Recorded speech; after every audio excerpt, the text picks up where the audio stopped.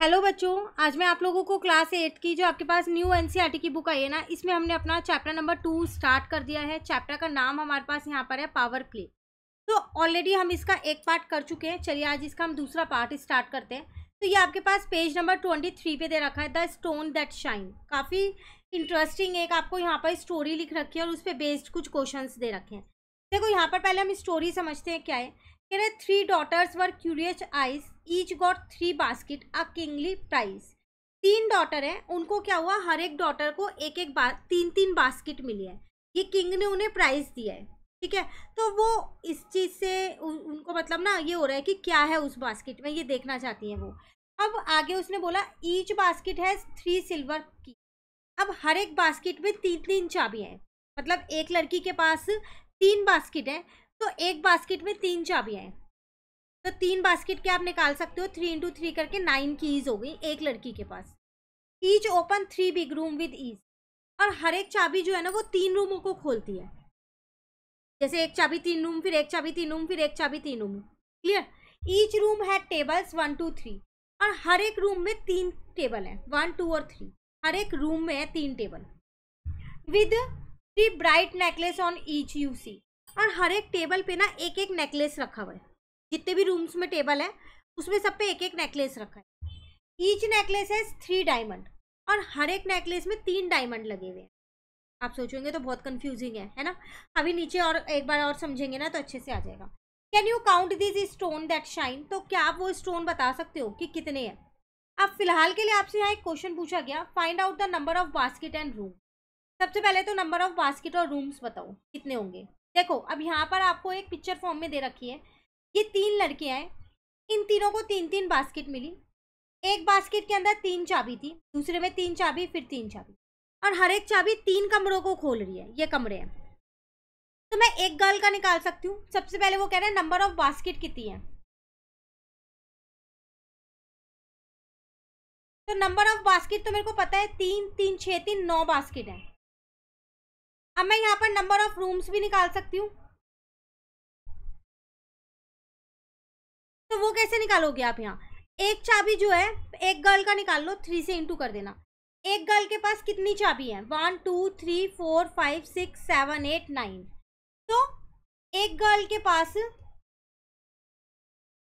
9 की है और हर एक की 3 कमरों को खोल रही है। तो 9 की कितनों को खोलेगी, 27 कमरों को खोलेगी।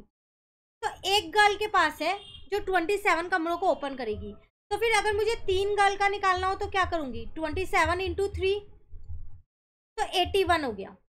इसका मतलब वो 81 कमरे हैं उसके अंदर टोटल। नंबर ऑफ रूम्स आ गए 81। जिसको मैं क्या लिख सकती हूँ, 81 को 3 की पावर 4 लिख सकती हूँ। 3 3 जा 9, 3 जा 27, 3 जा 81। ठीक है ना। तो नंबर ऑफ रूम्स और नंबर ऑफ बास्केट निकल गए। वही चीज इन्होंने यहाँ पर लिखी। From the diagram the number of room is 3⁴। This can be computed by repeatedly multiply 3 by itself. ये आप कैसे निकाल सकते हो, 3 को 4 बार आपस में मल्टीप्लाई करके निकाल सकते हो। क्लियर। अब नेक्स्ट कह रहे हैं how many diamonds were there in total. अब डायमंड बताओ कितने हैं। तो 81 आपके पास रूम है और हर एक रूम में आपके पास एक एक नेकलेस रखा है। 81 रूम है, हर एक रूम में एक एक नेकलेस है। तो इसका मतलब 81 नेकलेस है। ठीक है। अच्छा सॉरी 81 रूम है, हर एक रूम में 3 टेबल है। तो पहले हमने इसको 3 से इंटू किया, ये टेबल के लिए। ठीक है। तो कितनी टेबल आ जाएंगी, 243 टेबल हो गई। अब हर एक टेबल पे एक नेकलेस रखा हुआ है कि एक कमरे में वो कह रहा था 1 2 3 3 टेबल है। तो 81 कमरों में कितनी टेबल हो गई उसके पास, 243 टेबल हो गई। ठीक है। 243 टेबल पे हर एक टेबल पे एक नेकलेस रखा है। तो कितनी टेबल आई, 243 टेबल आई। हर एक टेबल पे 3 नेकलेस रखे हुए हैं। एक नेकलेस नहीं है, 3 नेकलेस रखे हैं। तो टोटल नंबर ऑफ नेकलेस कितने हो गए, 7 to 9 हो गए। और हर एक नेकलेस में 3 डायमंड लगे हुए हैं। तो अगेन इंटू कर दिया, तो टोटल डायमंड आ गए 2187। थोड़ा सा कंफ्यूजिंग है ये, बिल्कुल ध्यान से आप इसे समझिए। मैं एक बार दोबारा समझा देती हूँ। नंबर ऑफ रूम समझ में आ गया, कैसे निकालें। नंबर ऑफ रूम तो यहीं से ही आ गया होगा। कि हर एक चाबी से 3 कमरे खुल रहे हैं, तो आप चाबी गिन लो और उसको इंटू कर दो, तो 81 रूम आ गए। अब वो कह रहा था कि 81 रूम है, हर एक कमरे में 3 टेबल लगे हुए हैं, तो मैंने यहाँ इंटू कर दिया, हर एक कमरे में 3 टेबल लगे हैं, तो 81 इंटू 3। और हर एक टेबल पे 3 नेकलेस रखे हैं, तो इंटू 3 एक और कर दिया नेकलेस के लिए। और हर एक नेकलेस में 3 डायमंड लगे हुए हैं, तो डायमंड का भी इंटू कर दिया। तो इसका मतलब मैं यही तो कर रही हूँ, 81 इंटू 3 की पावर 3। ठीक है, तो फाइनली मेरा आंसर आ जाएगा इतना। तो कितने डायमंड है टोटल? 2187। क्लियर? वो इन्होंने देखो यहाँ पर सॉल्व कर रखा है। तो नंबर ऑफ डायमंड्स आ गए 3⁻7, या फिर आप इसको ये भी लिख सकते हो 81 इंटू 3⁻3, क्योंकि 81 आप ऑलरेडी निकाल चुके हो रूम का, जो कि आपके पास था 3⁻4। क्लियर हुआ यहाँ तक? तो उन्होंने आपको ये बताना चाहा कि 3⁻7 को आप 3⁻4 इंटू 3⁻3 भी लिख सकते हो। क्लियर है? चलिए, अब कह रहा है यहाँ पर 3⁻7 can also be written as 3⁻2 into 3⁻5। आप इसको ऐसे भी लिख सकते हो। Can you reason out? हाँ, मल्टीप्लाई में जब भी बेस सेम होता है ना, तो जो ये पावर होती है ना, ये ध्यान रखना हमेशा प्लस हो जाती है, तो वो 3⁻7 ही आ जाएगा। This can be easily extended to products when exponent are the same letter numbers. आप इन्हें प्रोडक्ट में जब खोलोगे 3 इंटू 3 और 3 इंटू 3 इंटू 3 इंटू 3 इंटू 3 करोगे, तो टोटल 7 बारी तो 3 लिखा है, तो आप इसको ऐसे भी लिख सकते। क्लियर है? Now right the product p⁻4 into p⁻6 in exponential form. अब आप p को यहाँ पर 4 बार खोल लो और p को 6 बार खोल दो, एक्सपेंड कर दो, सारे काउंट कर लो, तो p की पावर 10 आ जाएगा। तो यहाँ से मेरा एक लॉ ऑफ एक्सपोनेंट निकल के आया कि अगर n की पावर a और n की पावर b हो, बीच में मल्टीप्लाई हो, तो वो पार्ट्स हैं जो ऐड हो जाती हैं। तो ये रहा वो आपके पास जनरल रूल। क्लियर हुआ? तो ये लॉ ऑफ एक्सपोनेंट है, इसको आपको याद रखना है।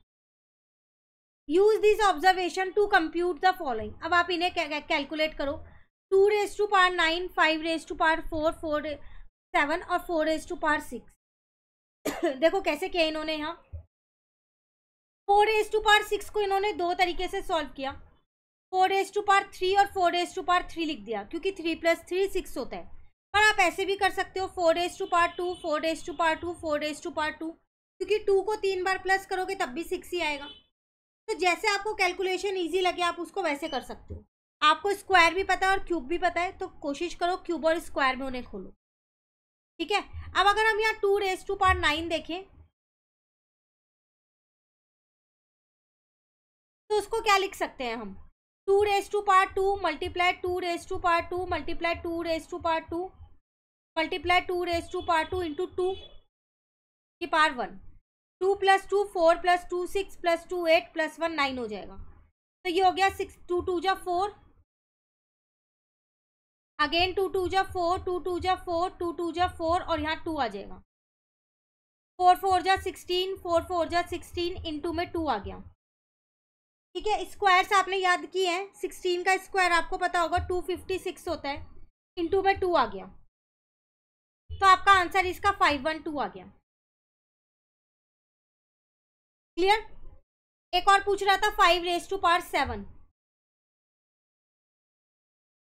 5⁻2, 5⁻2 लिख सकती हूँ, 5⁻2 लिख सकती हूँ और 5 लिख सकती हूँ, क्योंकि सबको प्लस करूंगी तो 7 ही आ रहा है। 2 + 2 4 + 2 6 + 1 7, तो 25 इंटू 25 इंटू 25 इंटू 5 हो गया। क्लियर? ठीक है ना? अब आप क्या करोगे? 25 इंटू 25 आपको पता है 625 होता है। ठीक है, तो हम यहाँ पर 625 लिख देंगे और 25 इंटू 5 कर लेते हैं, तो वो 125 होता है। अब आप इन दोनों को क्या करोगे? मल्टीप्लाई कर दोगे, तो 625 इंटू 125 किया, तो 78125 आपका आंसर आ। क्लियर? तो आपको क्या करना है, इनको आप थोड़े शॉर्ट फॉर्म में एक्सपेंड कर सकते हो। 4⁻6 उन्होंने आपको 2 तरीके से करके ही दिखाया है। उसी तरीके से कि इन्होंने आपको 7⁻4 करके दिखाया है, जिसको आप 7⁻2 इंटू 7⁻2 लिख सकते हो, तो 49 इंटू 49 हो जाएगा आपके पास ये। ठीक है, और आप इसे सॉल्व कर सकते हो। क्लियर। अब आपसे कह रहे हैं is 2 raise to power 10 is also equal to 2 raise to power 5 raise to power 2। इसको बोलते हैं पार के ऊपर पार। क्या ये दोनों सेम है, आप ये बताओ। तो इसको यहाँ पर ध्यान से समझिए। आपसे कह रहे हैं क्या ये और क्या ये सेम है। तो 2 रेज टू पावर 10 का मतलब है 2 को 10 टाइम्स मल्टीप्लाई करना।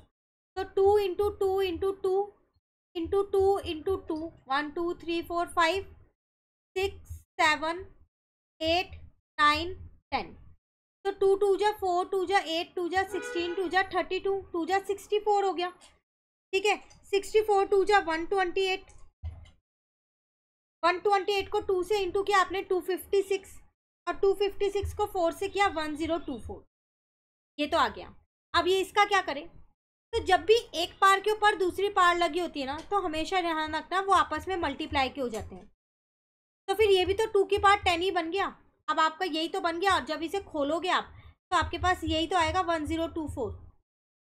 तो यस, आप ये कह सकते हो कि yes 2 raise to power 10 is equals to 2 raise to power 5 raise to power 2। Clear.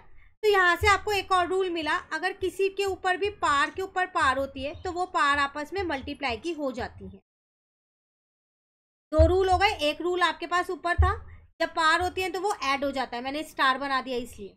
ठीक है, नेक्स्ट कह रहे हैं write the following expression as the power of a power of power in at least 2 different way. 2 तरीके से लिखना। 8 की power 6 है, इसको क्या लिख सकते हो, 8 की पावर 2 की पावर 3 लिख सकते हो फर्स्ट वे, क्योंकि 2 3 जा 6 होता है। सेकेंड वे में 8 की पावर 3 की पावर 2 लिख दो, 3 2 जा भी तो 6 ही होता है। ठीक है ना। सेम 7 रेज टू पावर 15 दे रखा है। तो फर्स्ट वे में अगर आप देखो तो 7 की पावर 3 की पावर 5 लिख सकते हो, क्योंकि 5 3 जा 15 होता है। या फिर आप 7 की पावर 5 की होल पावर 3 लिख सकते हो, क्योंकि अगेन 5 3 जा 3 5 जा 15 ही होता है। ठीक है, नेक्स्ट कह रहा है 9 रेज टू पावर 14। तो फर्स्ट वे में आप लिख सकते हो 9 रेज टू पावर 7 की होल पावर 2। सेकेंड वे में क्या लिख सकते हो इसको, 2 9 की पावर 2 की whole power 7। Clear. Last one is 5 raise to power 8 है। तो इसका फर्स्ट वे आप ये कह सकते हो 5 रेज टू पावर 2 की पावर 4। सेकेंड वे में आप कह सकते हो 4 की पावर 5 की पावर 4 की होल पावर 2। चाहो तो सीधा ऐसे भी लिख सकते हो, पर 1 की कोई वैल्यू नहीं होती, इसलिए मैंने आपको ये वाला कहीं पर भी नहीं लिखवाया। क्लियर हुआ। तो आपको 2 तरीके लिखने थे, तो हमने यहाँ 2 वेज में इन्हें लिख दिया। अब ये टॉपिक इसी के साथ हमारा कंप्लीट होता है। अब मिलते हैं हम अपनी नेक्स्ट क्लास में नेक्स्ट टॉपिक के साथ। Thank you.